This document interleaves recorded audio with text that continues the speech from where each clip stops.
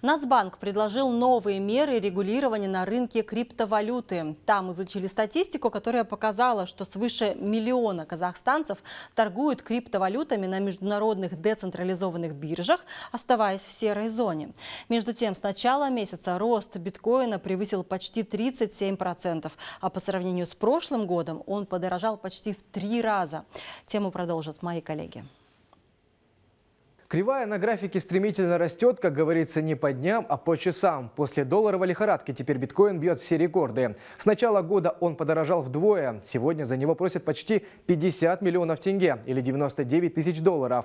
Однако статус криптовалюты в Казахстане все так же не определен. Ее не запрещают, как в Китае, но и не признают официальным платежным средством.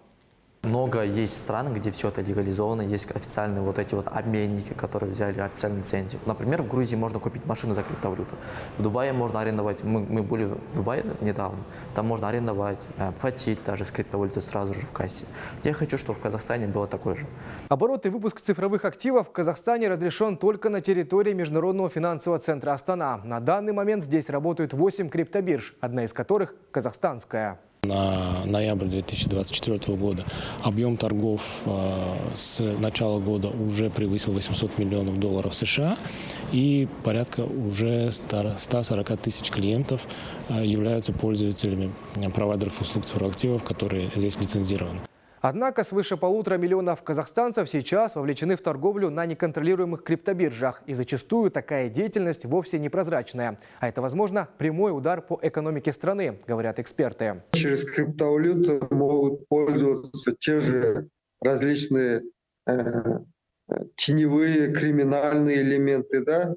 То есть вывод средств, финансирование терроризма, различных, те же в наркоторговле могут применяться, это часто применяются. Те же страны, которые подпадают под санкционные, под санкции, да, международные, благодаря вот этой децентрализованной системе криптовалют, они могут выходить и финансировать те-либо свои различные противозаконные действия. Потому представители профильного ведомства планируют разработать регламент, позволяющий контролировать сделки на рынке цифровых денег. И одно из новшеств – токенизация активов. Это законодательный процесс, когда право собственности на такие средства оформляется через специальные сертификаты. Рядовые игроки криптобирж не видят ничего плохого от государственного регулирования этой сферы. Главное, чтобы не мешали на этом зарабатывать.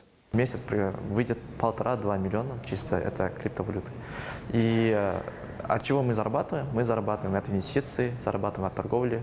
Там есть еще много сфер, называется трейдинг, называется спотовая торговля. Финансовые аналитики в государственном регулировании рынка криптовалюты видят только плюсы. Это дополнительные налоговые поступления. А в целом эксперты говорят, что в Казахстане закон о майнинговой деятельности вполне соответствует международным стандартам. И сейчас в стране есть все условия для развития сферы цифровых активов. Есть закон о цифровых активах, он вступил в силу еще в 2023 году, но также есть регулирование на территории МФЦ. И мы эти два регуляторных режима постоянно друг друга дополняют. В законе и указано, что майнеры обязаны продавать цифровые активы 50% с 2024 года и 75% с 2025 года. Это тоже одна из мер, которая направлена на поддержку индустрии, именно развитие торговых платформ, которые на территории МФЦ лицензированы. Отмечу, на днях глава Нацбанка предложила легализовать рынок криптовалют и криптообменники. По его мнению, это также поможет контролировать данную сферу. В качестве примера Тимур Сулейменов привел Узбекистан и Кыргызстан, где разрешили выпуск и оборот цифровых активов на национальном уровне. Там процесс торговли криптовалютой стал более прозрачным, а налоговые поступления увеличились на 20%. Тамерлан Тлеубаев, Айман Каймульдина, Жибек Жола.